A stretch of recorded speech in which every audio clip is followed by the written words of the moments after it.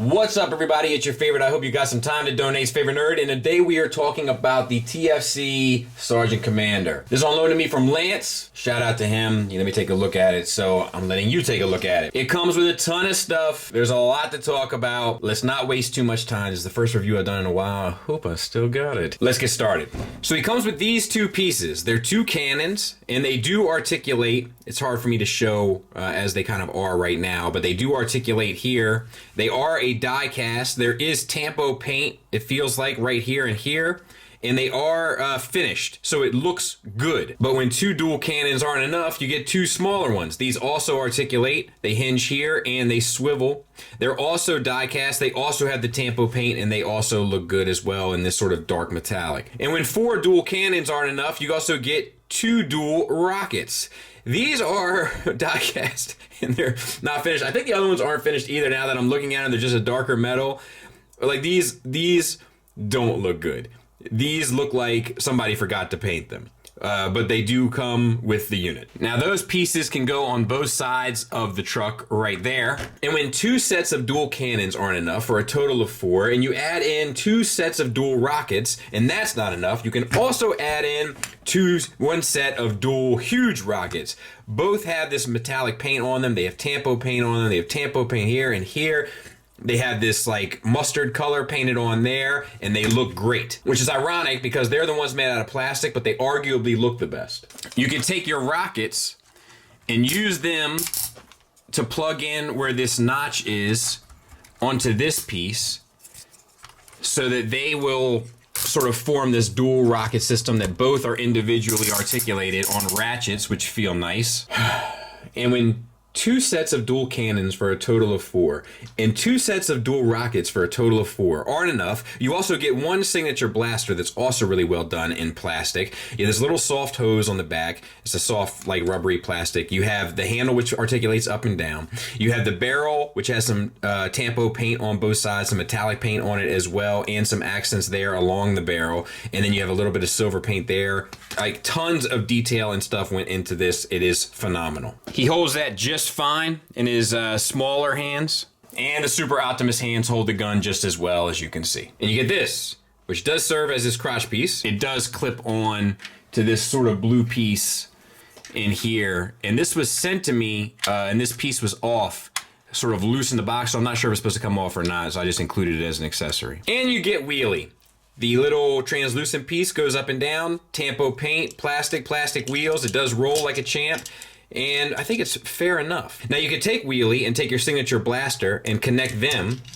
Now you got a huge old cannon mounted on little wheelie. You also get a pair of boots that come together, and you might say he's getting too big for them, but that's a separate reference for those who know.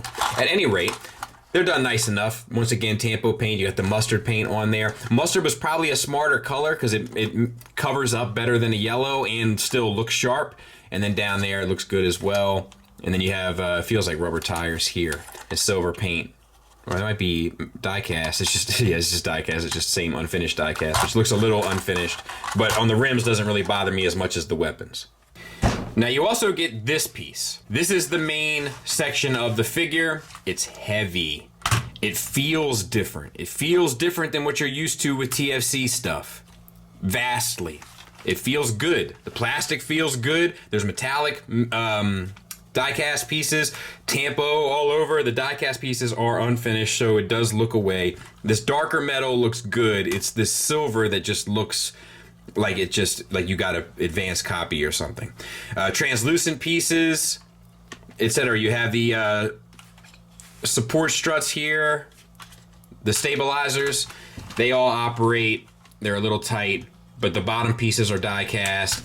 Cleans up well, rubber wheels. Not really a whole lot more to ask for. It really is impressive in terms of its presence and the feel of it. These pieces can flip up and over. This piece flips up and this piece flips up, which is a little translucent piece for someone to theoretically sort of sit in there. These ramps extend on both sides. These pieces open up on both sides. And then if you split the legs, you can insert this over top for the finished trailer. Then these two side pieces will open up. You can peg in these guns. And then you can take these guns and articulate this out. It's a hard connection to sort of move around, but it can be done. And then this can plug in to the shins. Easy for me to say. And you have two more. And then on the back, you can flip the feet up, bring these translucent pieces down. Be cautious when you do so. And there's die cast pieces connected to that, so be even more cautious. And you can flip these out for extra weaponry, which this guy doesn't really need, but we'll go ahead and take it at this point.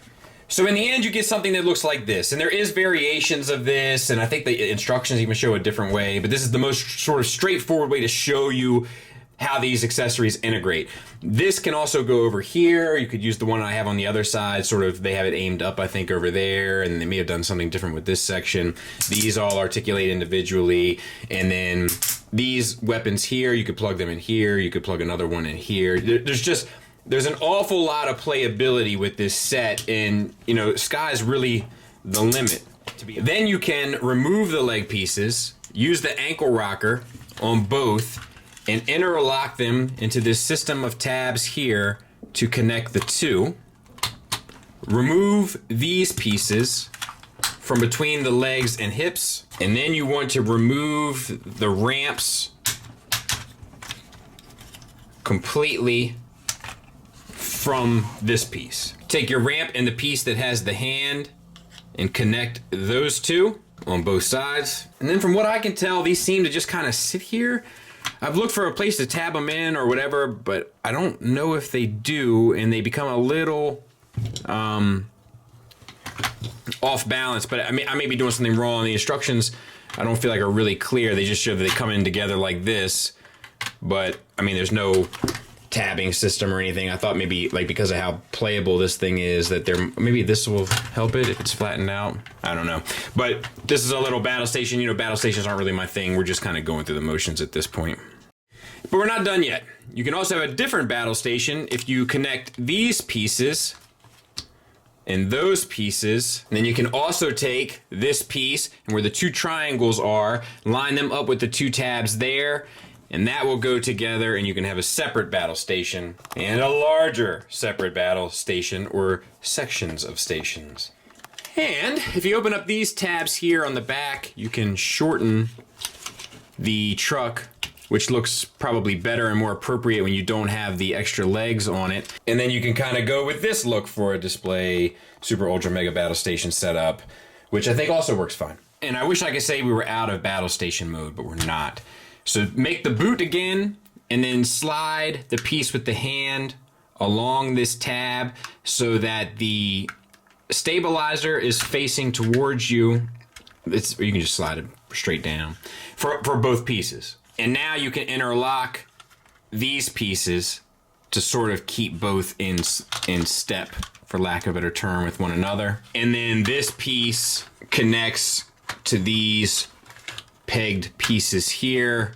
Make sure that it all stays interlocked. And now I think we can finally get to transforming this guy and see what the robot is like. So let's undo what we just did and extend these legs up Combiner Wars style, and then close these little lids behind it, locking that in place. Untab, move the heel up, bring the foot out, heel up, foot out. Collapse all this, raise this piece up, separate the arms. There's a number of connections where they're all plugged in, but this is the hinge that they're gonna move out on.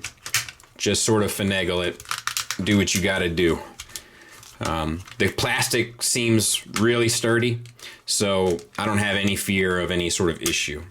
Disconnect this translucent piece and then collapse this piece down into that cavity. The next step will start to happen. Just kind of do the best you can to keep it together. On the underside, pull this piece up, slide the wheels up, which can be a little tricky to do on camera. They're on a rotating kind of swivel. And then you can adjust this whole upper piece in order to get these wheels to the back of the figure. Now you want to bring these side pieces down on double hinges so that it's in line with this main red piece that sits in the center. On the back, you want to tab this gray tab into that red slot there. And then on the front, those two red tabs into the two red pieces that are there. Bring the head up. Fold this translucent piece down. Swivel the waist 180. Bring the arm down. Extend it. Find the flap. Open up the fist. Close it. And then orient it properly. Same for the other side. Down. Extend. I should have opened up the flap first because it's right there. Bring the fist out. Close it. So let's talk about them. This piece fell out. I gotta find it. It's somewhere on my floor. I gotta look for it. Oh boy. Okay, so it's not terrible. It feels good, and the build is solid. The head has silver paint, light piping, silver. It's fair. Decent sculpt, dead eyes because of the light piping. It's on a hinge with a ball peg, which I don't really see much of. But as a result, you can get the head all the way down, which is important for a larger bot, so I dig that. You can get up a good bit, and you get the swivel, confused dog look, etc., so no issues there. The arms, ratcheted up here, there's also a hinge inside that's non-ratcheted for additional articulation, so all that works well. And then you get this ratcheted swivel all the way around, and you get, that same swivel there you can use to get a little bit out, but you're gonna be a little restricted in that regard. Bicep swivel, double jointed ratcheted elbow, wrist swivel, thumb is on a ball peg attached to a hinge for the first joint. The second joint is on a hinge. I can't tell if it's pinned or not. It feels like it's pinned. All the additional fingers are done pretty much the same way. That is to say, ball peg at the base knuckle, and then 1 and 2 hinges for each additional. Someone recently just commented it makes Cyclonus' hands look big, that his are articulated the same way. And you're right. Every time they do individually articulated hands, they always look a little bit larger. It's kind of up to you whether or not that's a fair trade-off or not. To me, it's kind of worth it. We have waist swivel, an ab crunch that's just absurd in terms of how much you can get out of it. Hip flaps that'll get out of your way. For your hips, all sorts of silver detailings and paint on the front there as well. Ratcheted hips out to the side for the full Van Damme. Ratcheted hips forward and back for the full Monty. Thigh swivel, little short, but I don't think it's a big deal. I think you'll be able to get everything you want out of it. Double jointed ratcheted knee. Some gunmetal paint on the thigh. That looks good. Translucent yellow there. I still gotta find that piece. And I'm just reminding myself. The legs we've kind of already looked at in terms of not articulation, but paint detailings and such. But you get a heck of an ankle rocker. And then you get a toe hinge, 1, 2, which will act as an ankle tilt. And then a heel spur that articulates on a ball peg as well. So you should be able to get everything you want out of this guy, and he cleans up fairly well. There's a size comparison with MP10. And then there he is kind of in front of his battle station, which once again is pretty much, an E for effort sort of deal. All right, so collapse the feet, bring that piece down, same on this side. And then you want to take one leg and slide it down in, it'll sort of at a diagonal come in, and then you lock it into place. We can go ahead and do that for the other side. Flip the heel down, of course. You gotta kind of go down at a bit of an angle, and you want everything to sort of be in line, and you'll hear it click in, and then it's pretty much rock solid. Make sure you've got your hand made into a tight fist, turn it around 180, tuck it up inside, and close that. Same for the other side. Take this piece, straighten out the wrist. You want to put this over top Bring this red piece down to tab into the die cast part on the wrist. Same on the other side. Make sure your crotch piece is inserted. Take your shoulder cannons and move them forward. These pieces will actually come all the way off if you'd like them to. On this blue piece, make sure that the white tampo paint is exposed. And then you want to slide this onto the shoulder and then this around the sides. And you want to do that on both sides, sliding that piece forward. Make sure you see the tampo paint exposed. Slide that on, move that around to the side. Then, with the two cannons facing outward, take your backpack that has the place for the rockets, and you want to slide them onto the bottom of these pegs, meet at the bottom underneath these holes here on the back. And it just, once again, takes a little bit of finagling, but you'll get it. And then you want to bring them up and move this whole gray piece over on a double hinge. And this is purely for aesthetics, for when you put your rockets back on. And there he is, and we'll get him all armed up and stuff for the final thoughts. I don't think there's much we need to talk about here other than there he is next to MP10, so a great deal bigger. And articulation, there goes MP10. You can still get the ankle rocker, it's still crazy, so that's awesome. And you get a toe tilt, but no ankle tilt. Same for the heel spur, but that should help with that. The rockets in the back can be a jetpack, or you can bring them up and over the shoulder, but this connection here is not the best, and that's kind of one of my issues with this set overall. But you know, you can bring this over and on top of his shoulder too if you'd like. Once again, the backpack is coming off. But yeah, I think it's pretty impressive. I'll show off some of the poses and such when we get to final thoughts here shortly. I think it's impressive. I think it has a presence, but there's a lot to talk about, unfortunately.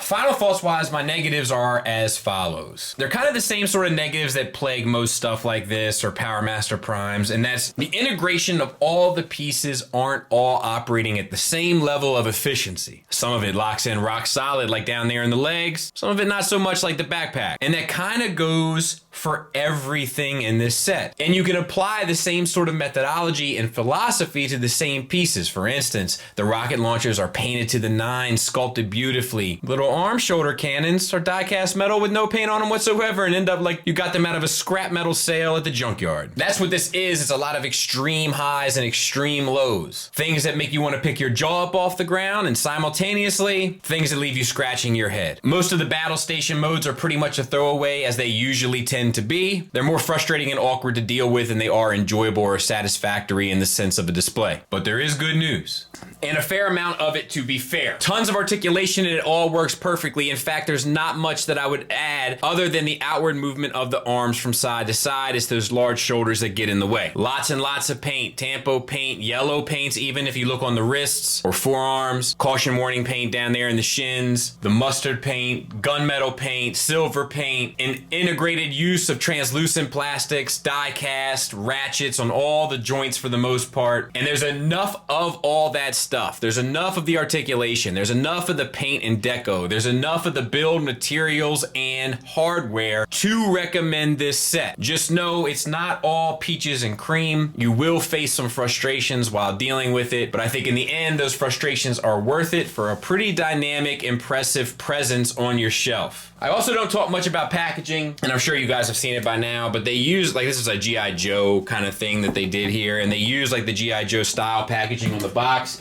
I dig that. I'm a sucker for stuff like that, and I think it was a smart use of it. So overall, it's pretty solid. It's pretty well done. I just wish it all sort of integrated better than what it actually does. The options are all there. The efficiency of those options are kind of hit or miss, but ultimately enough hits to make it definitely worth it. That was a bear review to do. So I hope it is beneficial to someone somewhere. Thanks for listening. Thanks for watching. Till next time, take care.